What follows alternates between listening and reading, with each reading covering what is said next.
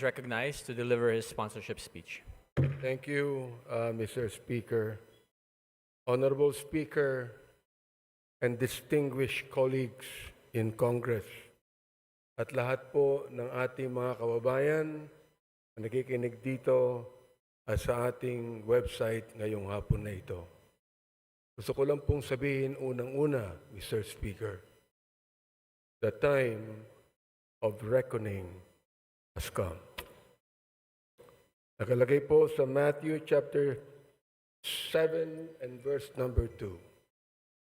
For with what judgment ye judge, ye shall be judged. And with what measure ye meet, it shall be measured to you again. Kung iniisip po natin na magagawa mo ang gusto mong gawin, na hindi mo sinusunod ang saligang batas dahil nasa kapangyarihan ka, nais kong sabihin, Mr. Speaker, na matatapos din ang mga bagay na yan at ikaw ay hatulan ng taong bayan.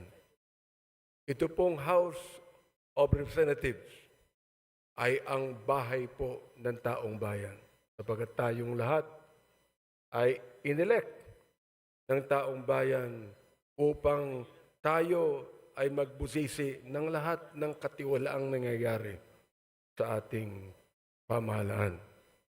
I consider this a divine blessing to be able to rise today as the chair of the House Committee on Human Rights and co-chair of the Quad Committee to share the initial findings and recommendations of our inquiry, particularly into the extrajudicial killings that occurred during the previous administration's war on drugs.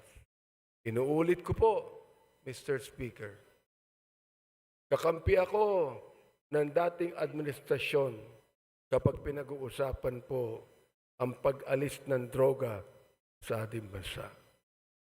Sinabi ko po ito sa ating dating Pangulo. Ang hindi ko lang maintindihan kung bakit kinakailangan merong mapatay na more than 30,000 people upang mawala ang drugs na ito. Nawala ba ang drugs? Hindi. Nandun pa rin, Mr. Speaker.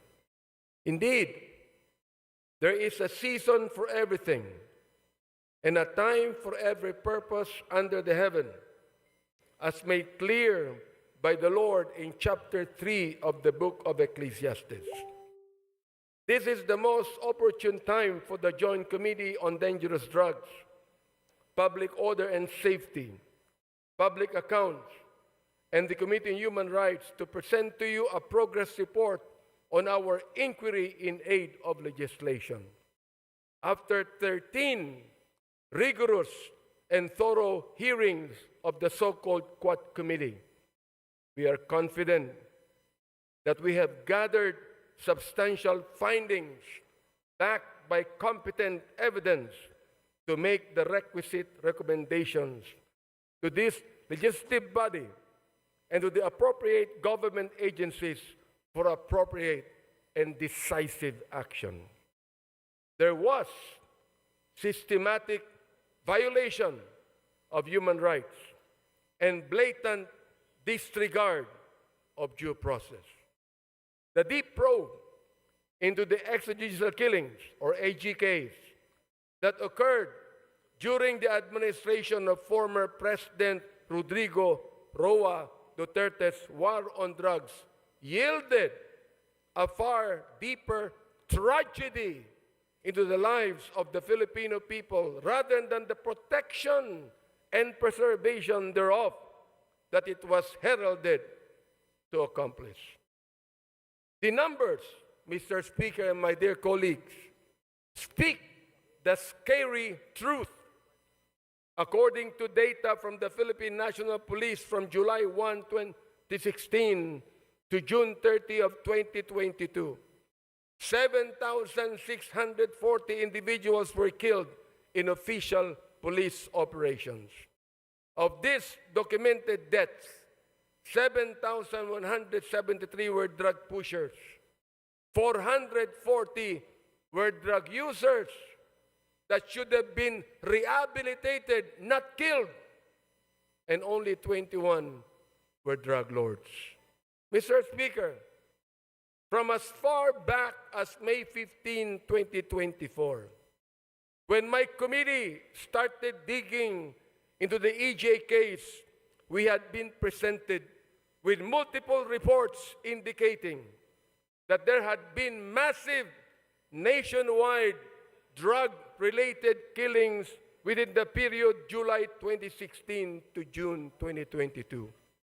The killings were classified either as police operations or perpetrated by unknown perpetrators, which is no different from the Sinaloa type of killings in Latin America, which were notorious at the time, the drug cartel in Latin America.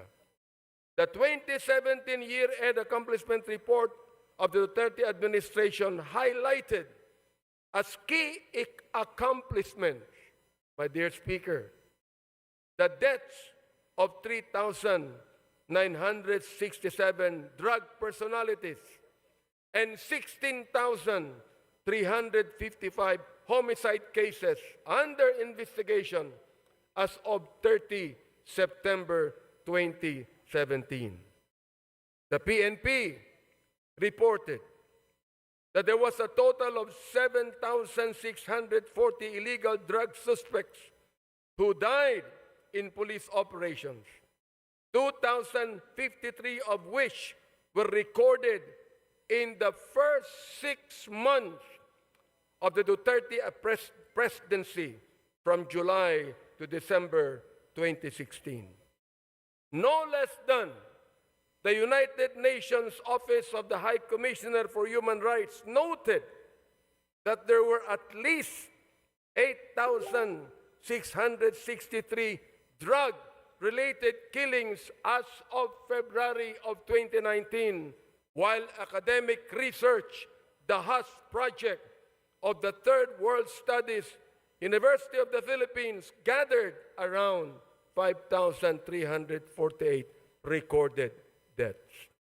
The Free Legal Assistance Group cited unassailable data in a Supreme Court and bank extended resolution that indicated that the Duterte administration's anti-drug war from July 1, 2016 to November 27, 2017 recorded a staggering total of 20,322 deaths, or a daily average of 39.46 deaths. Mr. Speaker and my dear colleagues, was the war on drugs truly aimed at dismantling the drug syndicates and put an end to this illegal and immoral trade? Or was it an all-out assault on the poor and vulnerable to cover up the former? Gusto ba talaga nitong durugin ang mga drug lords at ang illegal drug industry? O durugin lamang ang mga mahihirap upang pagtakpan ang mga may kinalaman o kaugnayan sa problemang ito? Clearly, the war on drugs, while touted as the formidable solution to the country's drug menace, had resulted in the systematic violations of our constitutional rights to life, human dignity, and due process. Ang sagradong buhay na tanging bigay ng poong may kapal ay hindi kailanman dapat pawiin ng sinuman. Ang sabi po ng Diyos, thou shalt not kill. But the war on drugs resonated a policy of kill, kill, kill. As the former president has always said, shoot them dead. The role of leadership in a culture of impunity How did we get here? Paano ito nangyari? One cannot look at all the evidence and not come to this credible and undeniable conclusion that former President Rodrigo Roa Duterte's public pronouncements encouraged, facilitated, and normalized the killings and emboldened some of our policemen who are supposed to be the protectors of the people to carry out the same. His release of unverified narco lists further exacerbated the violence as individuals were targeted based on flawed, inconsistent, and malicious information. Isa sa mga biktima nito, si former Iloilo City Mayor Jed Patrick Mabilog. In 2014, then Mayor Mabilog was named as I quote, top 5 best and outstanding mayors in the world. In the 2014 World Mayor Awards, mula sa short list ng best mayors in the world, na isama sa drug list ni Pangulong Duterte, nasira ang pangalan ni Mayor Mabilog. He was forced to relocate himself and his family to a foreign land, and he was threatened with death, all because of unverified, unreliable list. We discovered, Mr. Speaker and my dear colleagues, that the previous administration's war on drugs was fueled by a perverse reward system that incentivized extrajudicial killings under what we now know as the Davao model. Ano ang Davao model? Under this system, police officers were given monetary rewards for killing drug suspects, transforming the duty of law enforcement from a system driven by justice into a system driven by bounties. Testimonies from Police Lieutenant Colonel Jovi Espinido, Police Colonel Ruyima Garma, and other officials confirm the existence of this system. Malinaw ang testimonya nila sa lapi ng sagradong buhay, Mr. Speaker.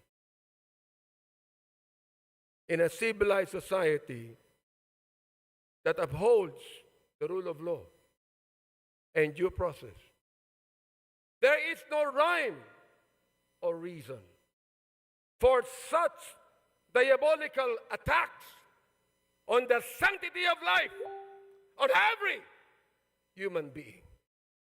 But it was President Duterte himself who provided the legal cover for those killings. The narrative of nanlaban or fought back became the legal justification for these operations, as PRRD himself encouraged officers to provoke suspects into resisting arrest, which was he admitted in one of the hearings conducted, providing legal cover for the use of lethal force. That's the reason why I even asked the question to our former president, was your policy a personal policy, or was it based upon the Constitution? There was a grand conspiracy. In the course of our hearings, we exposed disturbing cases where killings were carried out for monetary rewards or as part of orchestrated operations. First, the 3 Chinese nationals and convicted drug lords, Chu Kin-tung, Li Lanyang, and Wong Mengpin, were killed under orders for a payment of 1 million pesos per person. During our hearings, person deprived of liberty, Leopoldo Tan, testified that former President Duterte personally congratulated officials involved, saying, and I quote, "Congrats, Superintendent Padilla, job well done." Pero grabe yung ginawang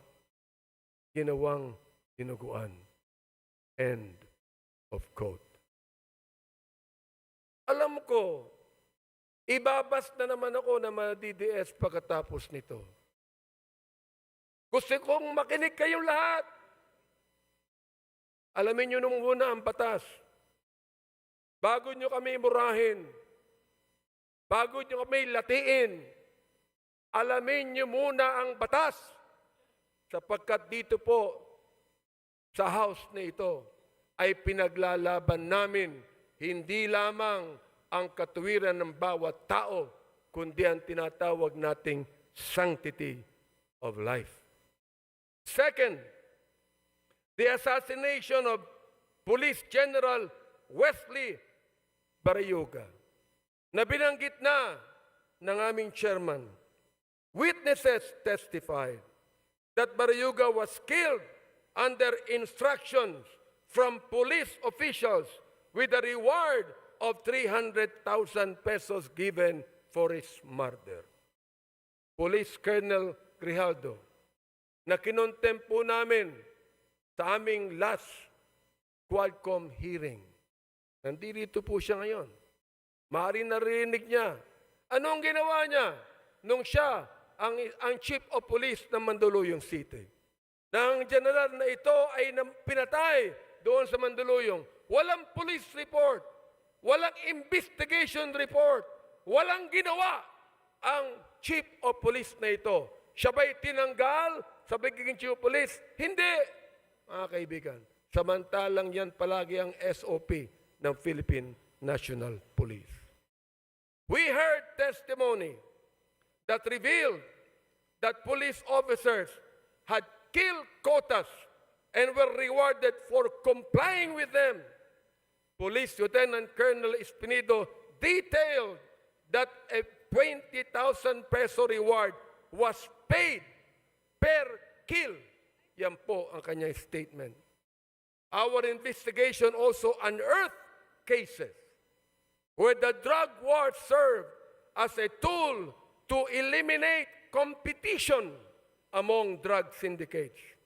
Witnesses such as Mr. Kerwin Espinosa and former police officials SPO3 Artunio Las Cañas and Police Colonel Eduardo Acerto revealed the dark reality of a policy that prioritized kill, kill, kill over jail, jail, jail.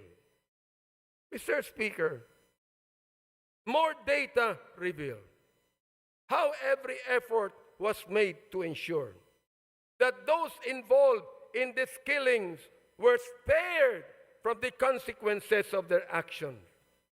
Of the over 8,351 deaths, the PNP's Internal Affairs Service reported that 99.17% of cases resulted in the exoneration of police officers. Just imagine. Of the 32,803 policemen charged for operations, only 30 were dismissed. These numbers expose a justice system that failed the victims and their families. Out of all this bloodshed, ano naman ang naging impact sa paggamit ng droga? Mr. Speaker, the Dangerous Drugs Board admitted that the drug war resulted in only a slight decline in drug use. The figure of 4 million drug users that former President Duterte cited at the start of his term had no verified basis. Sinabi pa niya na itong si Adolf Hitler pumatay ng 3 milyon ng mga Hudyo. Mali pa ang sinabi niya.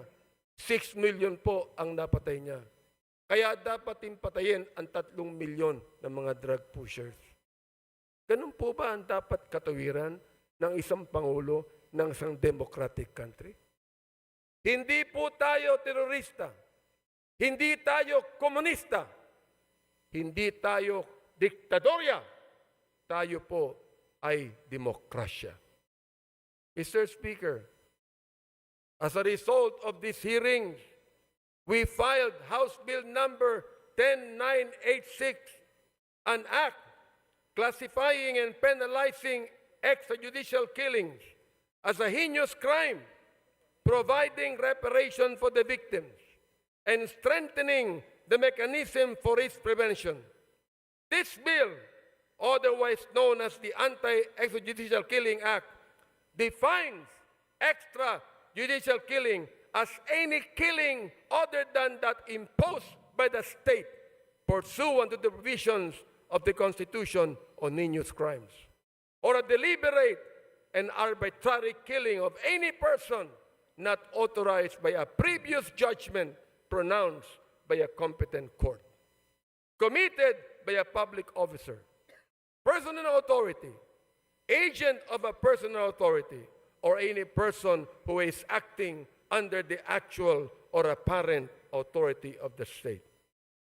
Under this measure, extrajudicial killing is classified as a heinous crime, punishable by life imprisonment.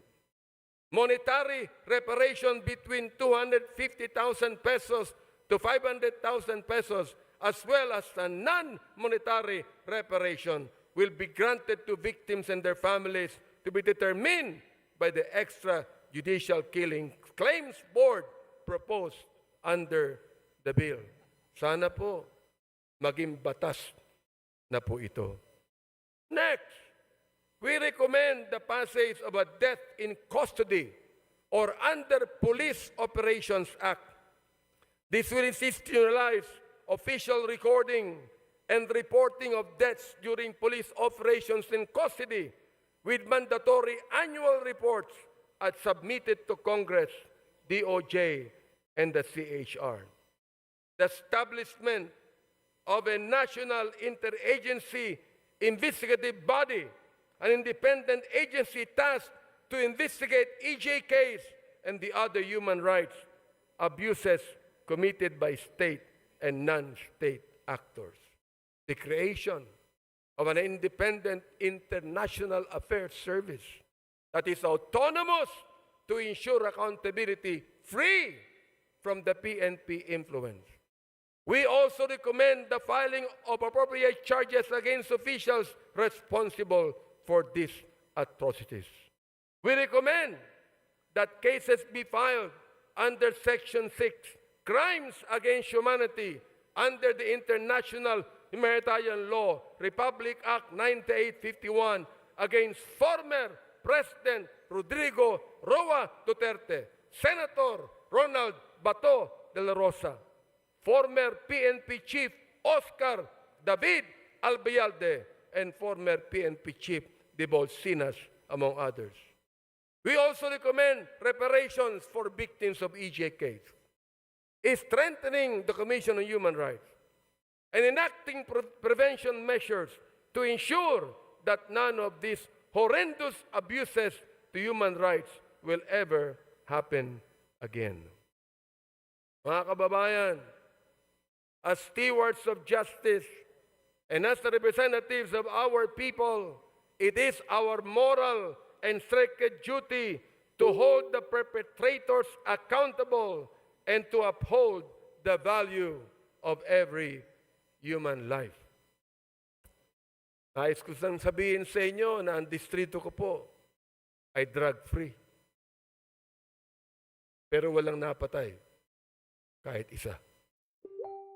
Pwede naman pala eh. Pwede naman pala na ang isang syudad, ang isang bayan, ang isang distrito, pwedeng mawala ang drugs na hindi mo kinakailangan pumatay. Mga kaibigan, my dear speaker, my dear colleagues, I know that this is a season of giving, love, and forgiveness. And may this also be a season of healing, but never giving up on justice and truth. Maraming salamat po at maligayang Pasko sa inyong lahat.